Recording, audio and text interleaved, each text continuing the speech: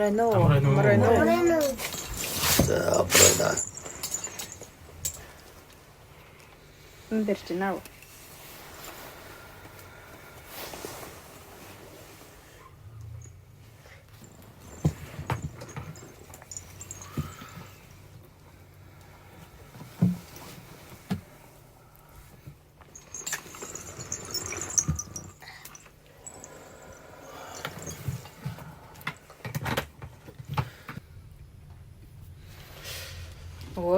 Өрсөд нь нөгөө нэг подкаст айлдвар хөөрөлдөх гээд ингээд 100 гаруй асуулт бэлтцээ. Одоо тэрнээсээ эхлээд асуух уу? За байцаалтай хийх гэж юу болно. За. Удаанч буугаагүй, удаанч ярилцаагүй юм байна. Аха. Эхний асуулт нь болохоор мөнх тэнгэрээс давсан хүч байдаг уу гэж байна.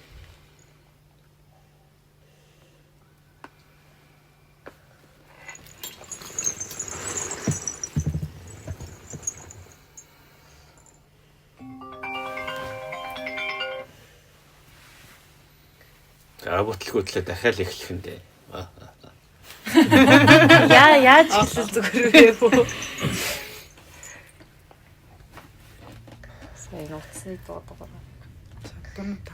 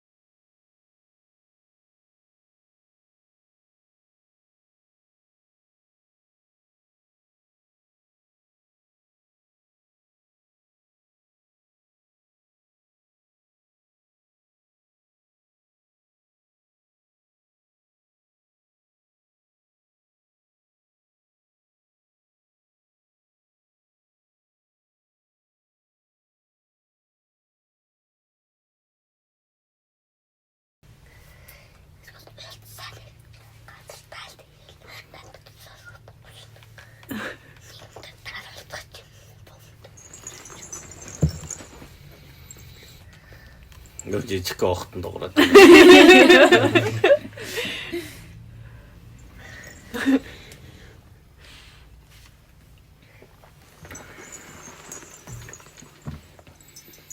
Ахад эхлэх үү? Аха. Яаж эхлэх үү? Шууд байцаалт маягаар явж болохгүй шүү дээ. Аха.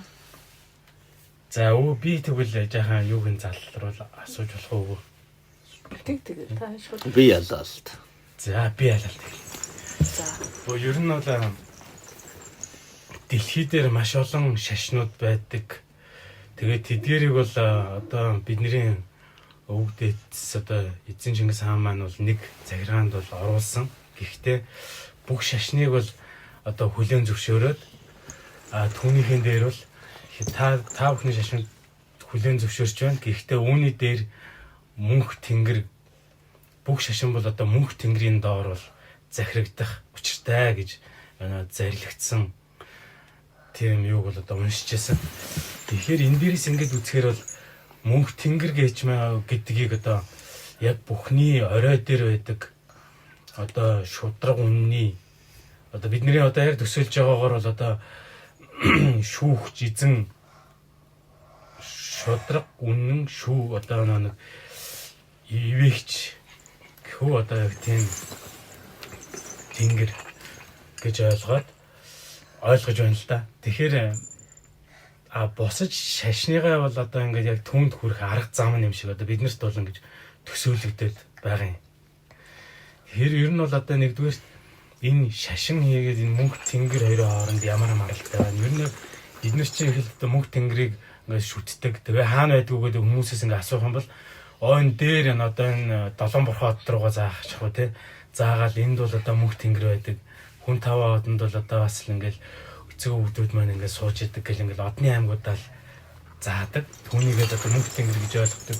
Одоо ерөнхийдөө төсөөллөөрөө тэгж ойлгодог боловч яг оюун санааны хувьд одоо хэрхэн одоо дотроо хүлээж авч мэдрэх вэ гэдгийг одоо бас зарим хүмүүст бол асуултын тэмдэг байгаад итгэл та.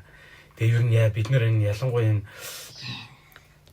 хүмүүс одоо яаж одоо тэр мөнх тэнгэртэйгээ холбоотой за яг энэ авангад лаач нар гэдэг хүмүүс бол одоо тийм одоо өөрсдийн одоо тусгай чадвараар бол холбогдох тийм эрхтэй байдаг. Бол одоо энгийн одоо жирийн хүмүүс байна түүнийг одоо яаж мэдэрч ойлгох вэ? Тэр арга барилаас сонирхоод идэв. Яаж мэдэрч ойлгох та биш ээ. Та нар угаас тэр болгон донд оролцож явж байгаа. Эцэний мэдрээд ойлгох зүйлс нь маш энгийн зүйлсээс хамааралтай байдаг. Та нар хизээч өчигдрийн агаараар амьсгалдаггүй. Өчигдрийн усаар ундаалдаггүй. Өчигдрийн нарны гэрлэлээр өнөөдөр ашигладаг шүү дээ. Бүх юм ховсон шинжлэгдэж байна гэсэн үг. Тэгэхээр шинэ болгоныг хүртэж явдаг гэсэн үг юм уу да. Ивэл болгоныг хүртдэг. Гол нь оюун бодол санаа ямар байхаас хамаарна. Мөнх тэнгэр гэж энэ зөвхөн монголчуудын гэхээс илүү бүхэл хүн төрөлхтний хамааралтай хүчийг хэлж байгаа. Зөвхөн нэг улс үндэстэн л энийг дангаар нь эзэмших шаардлага байна шүү дээ. Ерөөс бүгд тэнгэрийн дор гэдэг зарчимтай.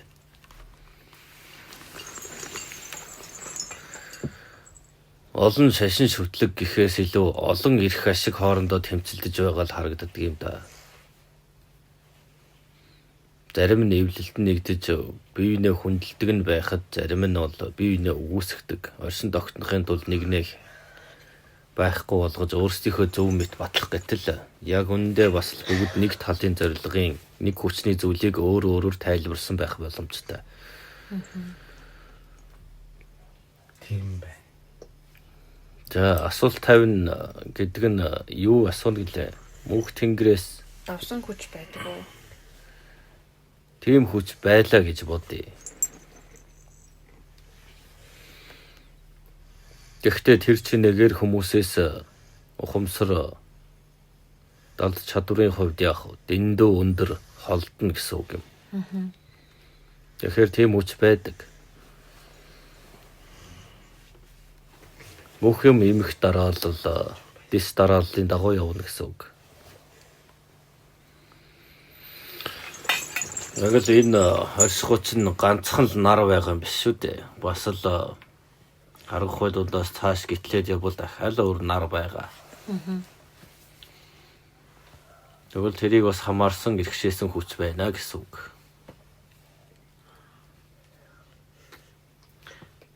Тэдгээр тиймэрхүү олон байгаа жишээлбэл нарны амьд гэж хэлэхэд тэднээсээ нийлүүлээд нэг хүч захирж ийн гэж ойлгох юм тийм үү?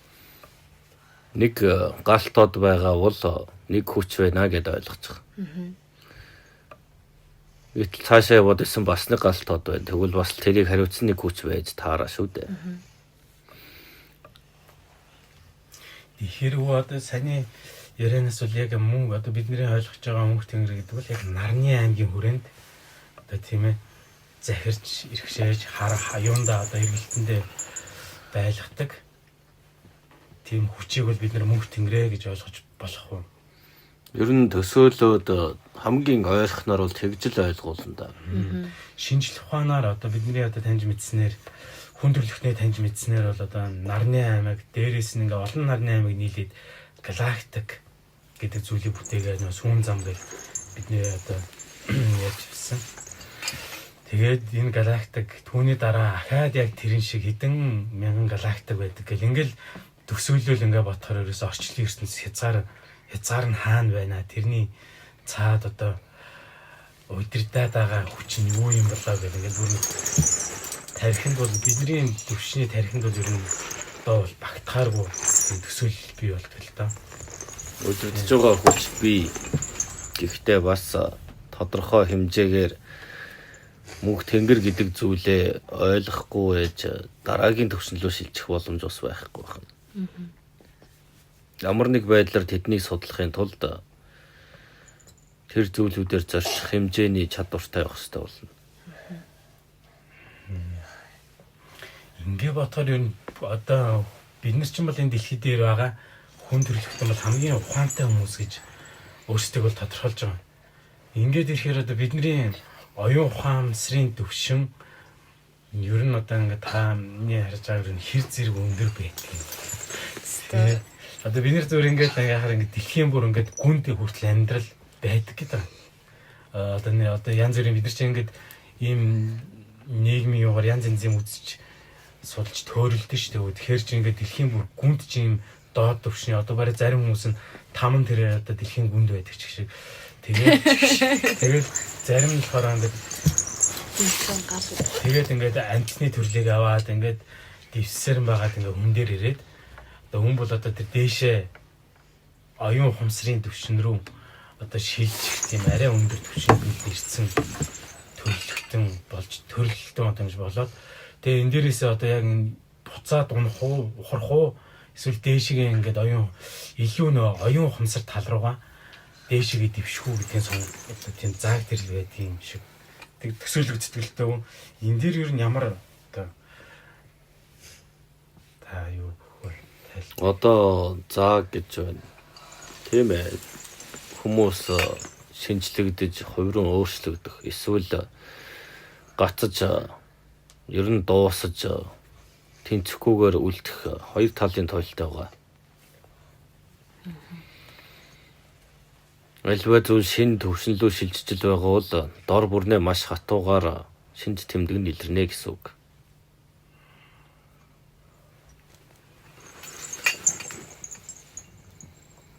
Уул нь бүх зүйл ухаантай. Ухаангүй юм нэг ч байхгүй шүү дээ. Амттай гэсэн үг хэрэг. Хэрвээ ухаангүй байсан бол Жимс ногоон хүртэл цаг уйлдрал гэж явахгүй нөх нь шүү дээ. Дуртай үедэл дэлгэрэн дуртай үедэл Жимсээ гаргар гэл ингэ суух үз. Тэгэхээр энэ болгонд өөрийн гэсэн ухаан гэж бий.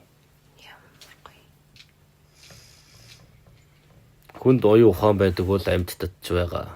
Тэд хоорондоо хүртэл дуу авайлбараар харьцдаг шүү дээ. Тийм.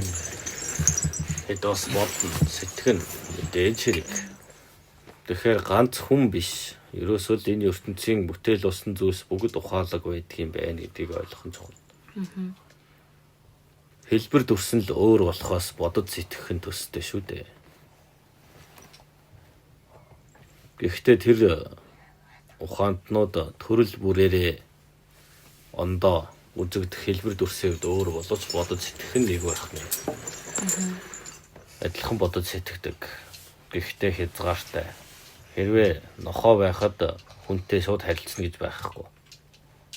Мод байхад шуугаатай харилцна гэж байхгүй ч гэдэг юм. Инхээр янз бүр байдаг байх нэ дээ.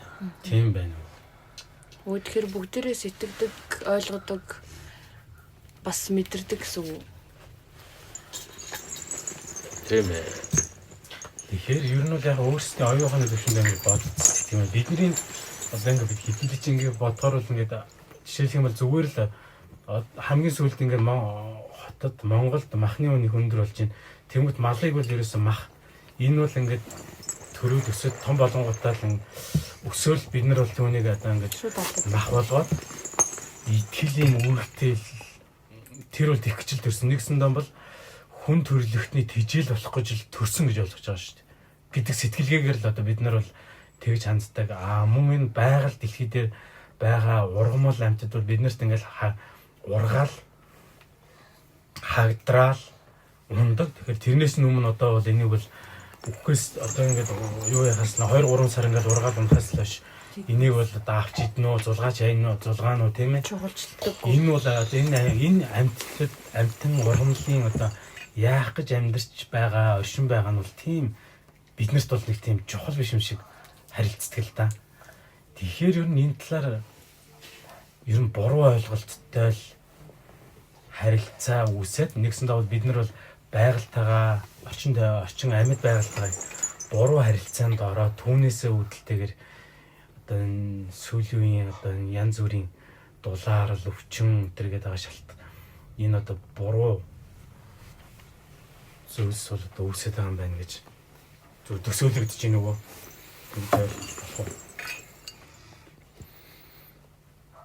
Тэгэхээр ойлгомжтой байна шүү дээ. Энэ хорвоогоос бүтсэн зүйлс бүгд л оюун бодол сэтгэмж гэж байгаа. Бас түүнийг хариуцсан хүч гэж байгаа гэсэн. Мөнх тэнгэрээс хэрвээ давсан хүч гэж байгаа бол яагаад илүү хүчээ харуулж болохгүй байна вэ гэж бодох болно. Улам л хүчтэй юм чинь улам л хүчээ гаргах байлгүй гэвэл энэ дүрл байх нэ дээ. Нэгээс дэс дараалан заавал дамждаг байх.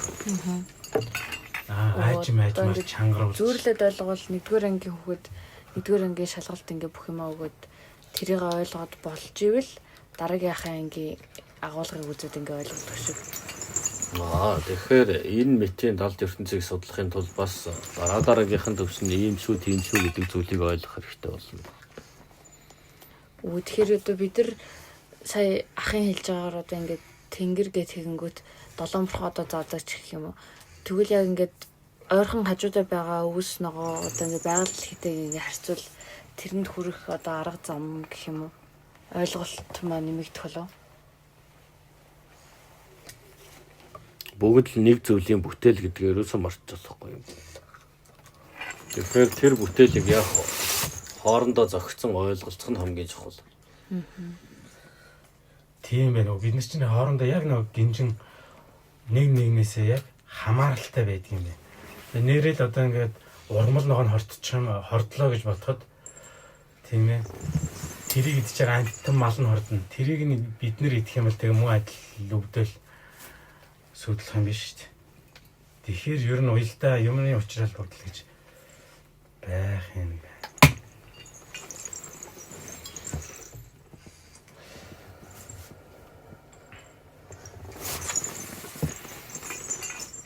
Тэр ер нь яг энэ хүний дэлхий дээр одоо бидний дэлхий дээр бол хамгийн чухал юм яг одоогийн нөхцөлд юу байгаа вэ?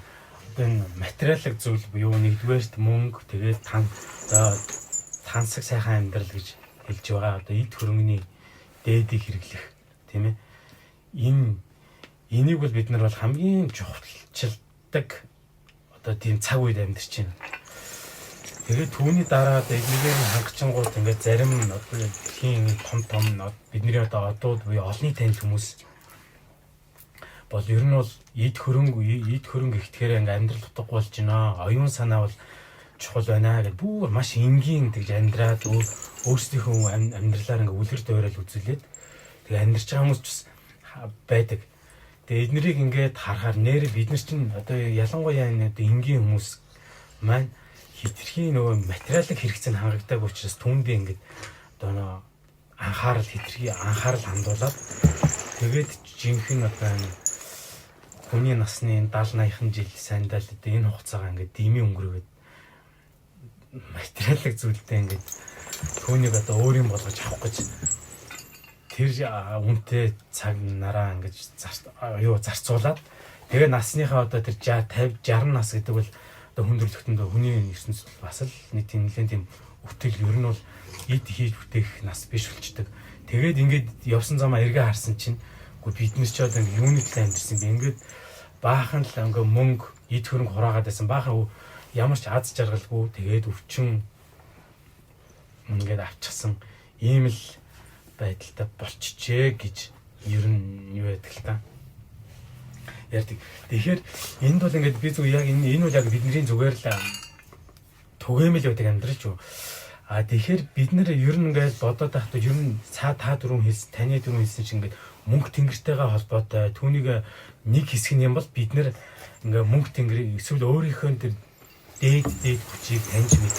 Тийм сонирхол ер нь ингээд төлөө. Тэгээ түүнийг одоо ингээд юу яханд бол таньж мэдэх ингээд арга замыг одоо өөртөө яаж бий болгодог болгол зүгээр нэг үед тийм арга зам байх уу? Байгалийн хүчтэй улам дотн болохыг хэлж байгаа юм. Суур бэлтгэгдэж байж дараагийн хүч рүү шилжинэ. Хамгийн нарийн зүйл нь бол энэ юм. Бид чинь одоо бол ингээд нэг урдын өвдөцүүдээ ингээд хараад байхад бол дандаа ингээд байгальдаа нүүдэлч маягаар амьдарч ирсэн. Тэгээ бид нар одоо бол ингээд суурин байдлаар амьдрах гад нэг сүүлийн нэг 100 гаруй жил бол бас янз янзын үс туулж байна. Одоо ч гэсэн тэгэл нэг суурших гад байгаа юм шиг тэгээ нэгээ бас элдвэр хилээл амьдрчил байна л да. Тэгэхээр ер нь яг ингээд эргээд бид нар ингээд нэг хэсэг маань бол одоо ингээд сууриндаа бол тасцсан. Ягаад гэхээр энд бол ингээд бүх юм бэлэн дээр одоо хэргэлдэг усан дулаанаа ингээд 5 тухтай орчин ер нь харьцангуй ам байдаг нэг амар байдаг. А хөдөө гарахаар бол бас л жилийн дөрөв үйлрэлт тийм ээ халуунд нь халаад хүүтэнд нь хөрөөл нороол ингээд байж хат тэр чинь бас л хэр баргийн зүгээр нэг хүний бол туулч чадах бас тэр юу бол биш л дээ болчоод байна. Ер нь бол тийм биш л. Тэгэхэд бол өмнө өвгдөө эцүүд бол ингээд туулж ийсэн. Тэгээ одоо бид нар эргээд ингээд түүхээ ингээд харахаар бол шаал дэмий одоо ингээд нэг адуу малын дээр унаад нэг уранхаан орох хоёртой хувцастай ингээд давхижсэн тийм хүмүүс л гэж ер нь бол өнгөрсөн үе буруу шаадаг юм уу нэг тиймэрхүү бодолтой хүмүүс байдаг л да. Тэгээ хамгийн төгс амьдрал бол суурин амьдрал гэдэг ингээд итгэцэн тэрэндээ. Тэгээд тэрийг одоо бий болох гэдэг ингээд амьдрах гэсэн чинь ингээд мөнгөний нэг гачаад гтал зовлонд ингээд ороод асуудлууд бол материалын асуудлууд бол төм бумаараа ингээд зүгээр л ингээд чагсаалтанд бол орчихсон тийм нөхцөл байдалд бол амьдарч байгаа. Тэгэхээр бол ингээд хаяад ингээд хөдөөнөө гараал ингээд байхаар нэрэл нэг зүгээр сайхан нэг зүлгэн дээр Монголын нөхцөлчүүд өмнө ийм сайхан сэрэг маамтай гэрээ бариад ингээд амьдрын гэдэг чинь бас л нэг сайхан ад жаргалтай үе байдаг. Тэгээд тэр бол ялангуяа дулааны үйлрэл одоо суурин газрын хүмүүст бол санагддаг. Тэр бол байгальтайгаа ер нь хамгийн чухал гол нь бол ойрхон байх хан бол дулааны үйлрэл сайхан. Нэрэл бас ингээд маш сайхан амьд байгальтай амьд ертөнцийг мэдэрдэг. Тэрийн өвлийн хаврын дачгинсан сэрүүхэн хүүтэн тийм ээ тэр байгаль ер нь хүнд ямар мэдрэмж одоо яаж хөгжүүлдэг вэ? Ер нь хүнийг одоо оюун санаагийн бие махбодын ч юм уу тэр ер нь ямар одоо Монголын цагуурын нөхцөл ер нь тийм даваа талтай байсан болоод энэ арай өөр гэдэг юм уу нэг л одоо жишээлбэл монголчууд ингээл энд тэнд чораа их л төсвөл төвчээртэй байна энэ төр гэл янз янз ярьдаг шүү дээ тийм ээ тэр нүс нөлөөлдөг юм. Ер нь ямар тийм үгдэл бай. Суурин гэж байгаа. Суурин гэдэг бол нүүдэлчдийг бодвол хамаагүй баригдмал үзэлдээр амьдардаг. Хүн энэ ертөнцид яах гэж ирдэг вэ гэдгийг асуугаагүй байна да. Хүн хорвоо ертөнцийг таньж мэдэж энэ оршихуйн тааллыг барьж туршлагажж тэгээд буцах ёстой.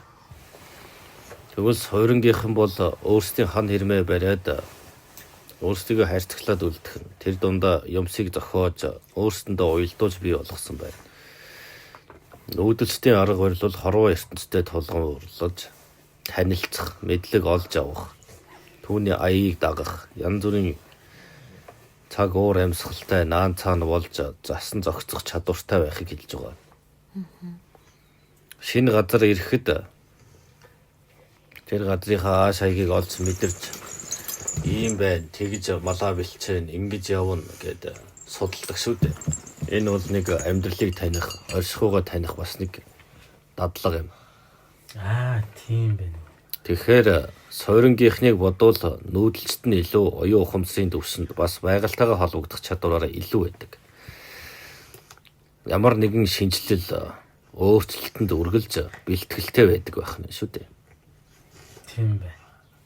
За тэр цаг уйлрал гэж ярьж байгаа. Хорвоогийн ааш олон хувирж байх нь тэр болгонд таацуулж чадж байгаа бол энэ нь ховийн бэлтгэл болж төлөвшөхөд хэрэгтэй байдаг.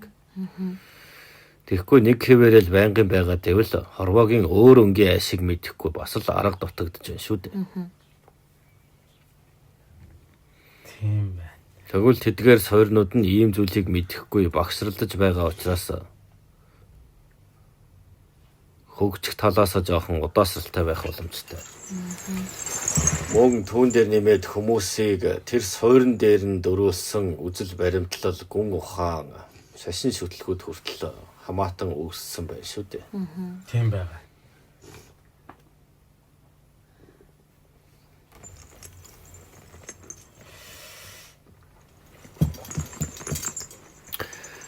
За тэгвэл Яг та нарыг ухамсарыг хөгжүүлэх хамгийн тохиромжтой газар нутаг бол Монгол байх нь. 4 улиралтай.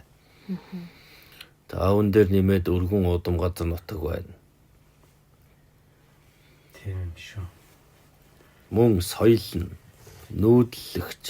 нүүдлэгч гэдэг бол эрэл хайгуул хийх ч гэсэн утгатайгаар адилтгаж болно. Тэгээд нөгөө бид нэр байгальтайгаа харьцуулахад тэр нөгөө нэг бүгдийг ингээд тусдаа гэж ойлгодог. Таны хэлж байгаагаар бол бид нэр ингээд бүгдээрээ ямар нэгэн байдлаар ингээд холбоотой байдаг ч юм уу. Тэгээ нэг үүсгэл нь нэг байгаа байхгүй юу? Тэгэхээр тусдаа гэдэг ойлголтыг одоо яаж ингээд байхгүй болгож илүү одоо нөгөө Энэ бооцолтой хамааралтай байж болно. Оюун ухамсараар нь барьж тогтоох гэж. Та нар энд суурин байсан ч байгалийн хүчийг мэдэрсээр л байгаа. Тэрнээс эндээсээ хөдөө хэр гарахаар л жинхэнэ байгальтайгаа харьцаад байгаа биш байх нь шүү дээ. Энэ бүгд ерөөсөл нэг бүр хідэ болдгоороо болж байгаа зүйл. Альва эмийг тэгвэл яах вэ? Шууд тал хэрлэг очлоо тэгвэл байгальтайгаа ойр байна гэсэн үг болохгүй байх нь.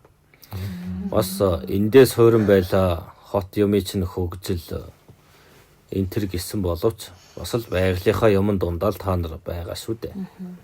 Тэгэхээр хот хөдөө гэсэн үзэл бас байх нь дэмий байх нэ дээ. Тэгэж албаар тийм үзэл болгож өгдөг юм байна шүү дээ. Нэрэл тийм юм биш ингээ хөдөө ингээл очихоор ингээд настай малчттай ингээд яриад ингээд амьдрах руугаа ингээд яаш тэд нар ингээд өдөр болгон л харахад бол бидний ингээд хөндлөнгөөс харахад нэг л хэвийн юм хийгээд байгаа юм шиг ингээд өнөөдөр юу хийснийг маргааш хийгээд байгаа юм шиг ингээд нэг юм хэвийн байдаг боловч ингээд бодол санааг нь удлаад ярилцахаар тэр хүний аашааг тэ байгальтайгаа ярьж байгаа юм шиг за өнөөдөр тэхэндээ малаа ингээд хойш нь бэлчээдээ өчигдөр урагш нь бэлчээсэн инээ тэргээд ингээд байгальтайгаа ярьж байгаа юм шиг өөр ингээд юу өөр одоо тийм харилцаа үүсгээд тэгээд тэрийгээрээ байгальтайгаа яриад үйл хөдлөл хийгээд идэв. Бидний ингээд хөндлөнгөөс ингээд харахаар нэг л юм хийгээд байгаа юм шиг л ингээд харагдаад байдаг гэсэн. Ер нь ингээд сая сансан чинь таны хэлдэг өвөг хэлдгээр нэрэл байгальтайгаа ярьдаг хүмүүс юм байна л гэж ойлгоод хүндлэг сэтгэл төрлөө. Одоо ийм байгаа юм. Хүн малаа бэлчээгээд зөвхөн нэг газар л малаа бэлчээгээд байж чадахгүй. Яагаад гэвэл тэр газараа орших, эргэлдэх байдлыг бүгдийг таньсан. Тийм мэддэг. Тэгэхээр яг сониуц зан чанарын давмгаалж дахиад шинэ өөр газар очие гэдэг бодол төрдөг. Тэгдэг байнга л нүгэ. Тэгээд монголчууд ч нэг сониуч тийм байт юм шүү дээ. Шинэ юмыг мэдэж авах тусам шинэ зүйлийг ойлгож ертөнцийн эргэлтийг мэдэх тусмаа ухааждаг. Тийм нарийн хүч байна. Хүн ер нь энд яах гэж ирсэн бэ гэдэг шалтгаан нь ерөөсөл энэ хорвоотой танилц гэдэг л утгатай. Бас эндээсээ гүн ухааныг мэдэж ав. Аянд тааруулж сор гэсэн утгаар ирсэн байна. Тэгээ сурч чадах гин сурч хангалт өөрийнхөө төвшөнд сурч чадаж гэмээр дараагийн төвшин рүү явах боломжтой. Тийм ээ. Анар бол энэ ертөнцид зүгээр л хэлбэр дүрсэн шингэсэн сүнснүүд юм а гэж хэлж болно. бид нарын дараагийн түвшин юу ах вэ? Дараагийнх нь дахиад өөр газар байж болно шүү дээ.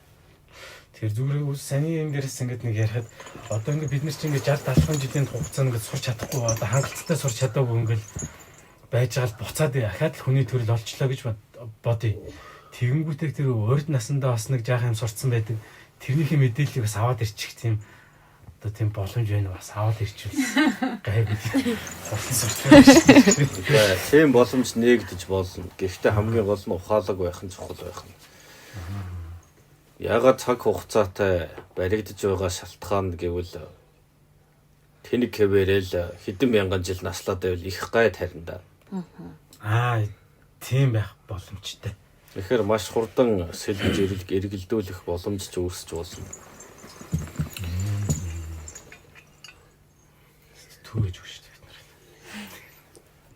Монхог хэвээрэл ерөөсөө 1100 10,000 жил наслаад байвал ямар ухаарахгүй.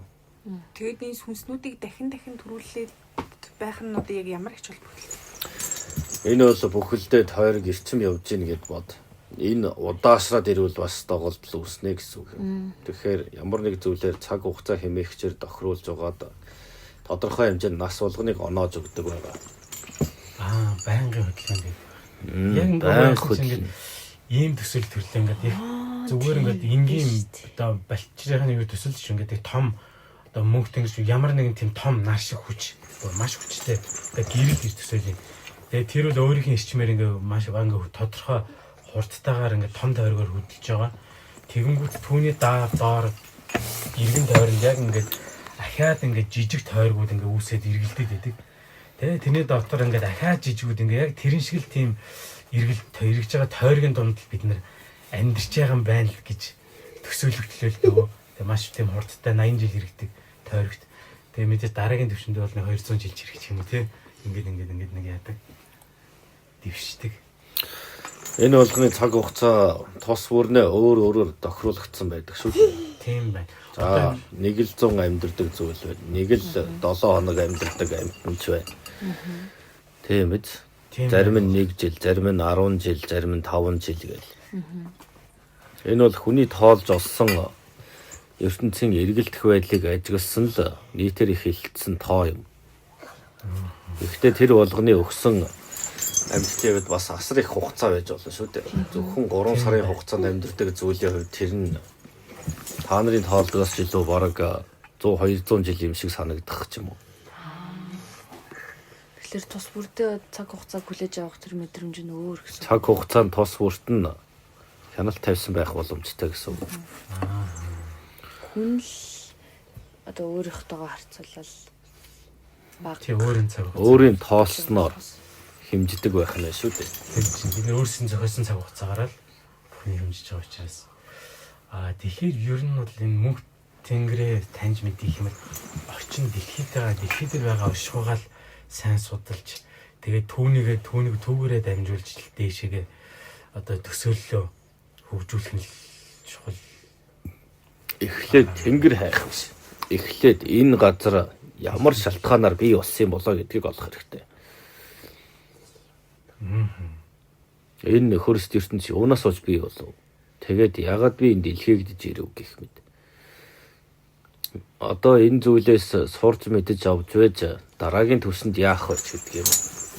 Одоо дараагийн төвшөнд энэ гайгүйхан шиг ачих гал тэгээд хүмүүс чинь энэ төрөлдөө те зарим хүмүүс нь бол одоо энэ ер нь хэд хэдийн янз гэж англи зүгээр ингээд юу яаж байгаа шүү. Нэгдүгürt болохоор ерөөсөө энэ насандаа л хойд нас гэж байхгүй. Энэ насандаа л ерөөсөө нэг л насандаа амьдрах юм чи ер нь зүгээр үзлэгээ үзээд яаж ч амьдрсан ядгийн сайн моог нь бүгдийг үзнэ гэсэн нэг тийм хүмүүс юм. Хоёрдугаарт нь болохоор нэрэл хойд төрөл гэж байдаг юм байна. Тийм учраас энэ насандаа бол юу яана? Сайн байвал. Сайн үлийг бүтээнэ.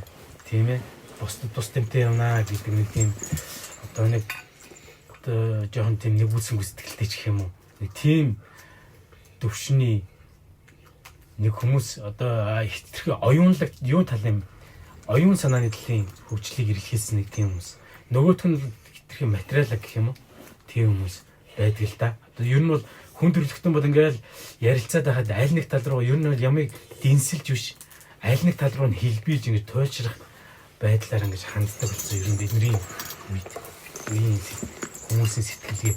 Тэгэхээр ингээл хөндлөнгөөс ингээ заримдаа өөрийгөө ч юм ингээ харахад аливаа юмд ер нь нэг тийм хэм хэмжээ тодорхой хязгаар байх ёстой юм байна. Тэгэхээр аливаа зүйлийг нэг тэгж хитрхи туйлшиж ойлгохгүй. Тэгэхээр яг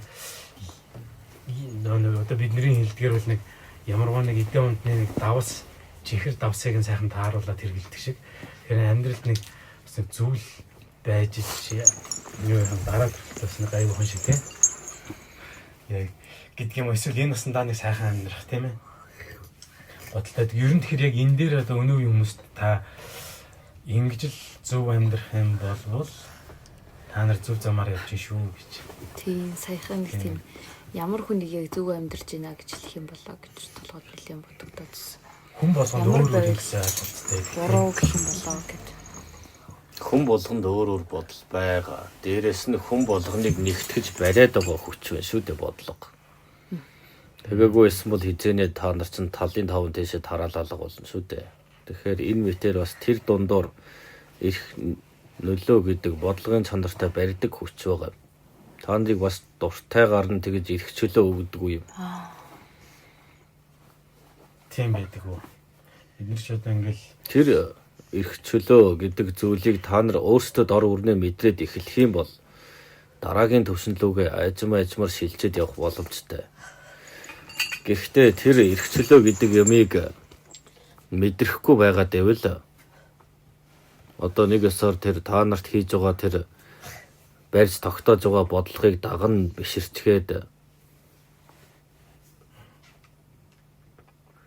юу болж хувирах вэ?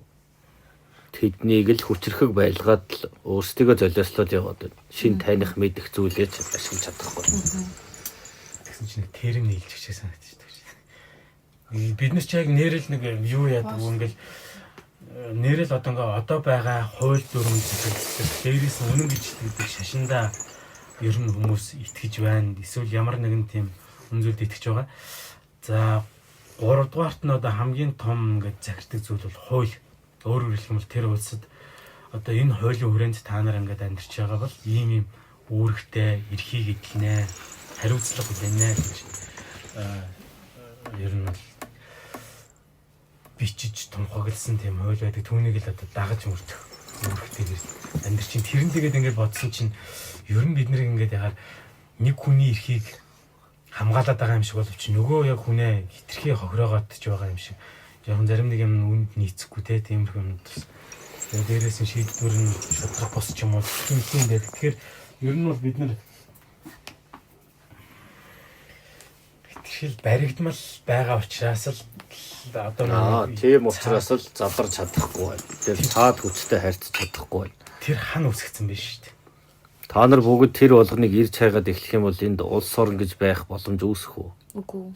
Бүгдээр л тараа авчих юм шүү. Ер нь дэлхийд ч улс орн гэж явах нийтээр л яг нэг тийм хүй нэгдэл үе гэж. Хүй нэгдэл нь Хүн болгонд тэгэхээр чинь одоо хүссэн зүгрүүгээ хүссэн юм бол хийнэ гэсэн. та нар хүссэн газар очиход яаж юм одоо? Энэ улсаас тэр улсын хил байна. Тийм учраас гаргахгүй ч гэдэг юм уу? Хүссэн газар руугаа алхаад очих гэхээр яах вэ? Чи ажил хийх ёстой, зоос хэрэгтэй гэл. Ерөөсөө л хүний зохиосон зүйлс та нарыг өөрсдийг чинь бариад байдаг. Байгалийнхын зүйлс нь бол үнэтэй хэвээрээ, үнэгүй хэвээрээ л байгаа шүү дээ. Өдөр болгон шин нар, өдөр болгон шин агаар, өдөр болгон шин ус урсж байна. Тийм байна. Газар ертөнцийн эргэлтэн хүртэл шин байна. Гэтэл тэрийг хүмүүс мартчихсан. Бид нэр өөртөө байдаг тийм нандин хамгийн чухал юм аа ер нь бол байх ёстой ч гэж боддог юм. Эсвэл анзаардгүй юм байна л да. Байж ирнэ тийм ээ. Зөв. Тэгэхээр түүнтэйгэл холбогд юу яах вэ? Агуу зүйлс маш энгийнээс эхэлдэг биш. Эрдэм шид одоо гинт байжгаад шууд мэдж авах гэж их улаалдаг. Тийм ээ. Бид нарт нэг тийм дутагдал байдаг уу? Яагаад тэгэхээр нэг ямарваа нэг юм ингэж ихээр одоо жишээлх юм бол би бол ингээл юу болно шүү дээ одоо за мөнгөтэй болъё гэх тийм ээ машин авъя гэх тэгэх юм бол шууд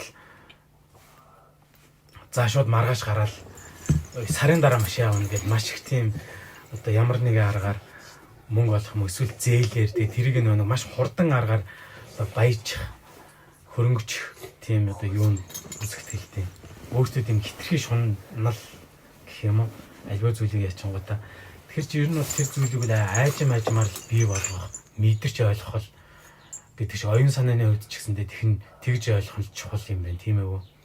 Бид нар бол яг үүндээ бол яг тэгдэг маш их тэгж. Тийм учраас нийгмээс гэдэг нийгэм гэж байгаа шүү дээ. Нийтийг хэлж байгаа. Энэ болгоны хэм хэмжээ түүнийг хэрхэн удирдах вэ гэдэг хамгийн чухал байдаг байна. Дараагийн асуулт асуучих уу? За ингээд дуусгая. За гэлалаа. За гэлалаа.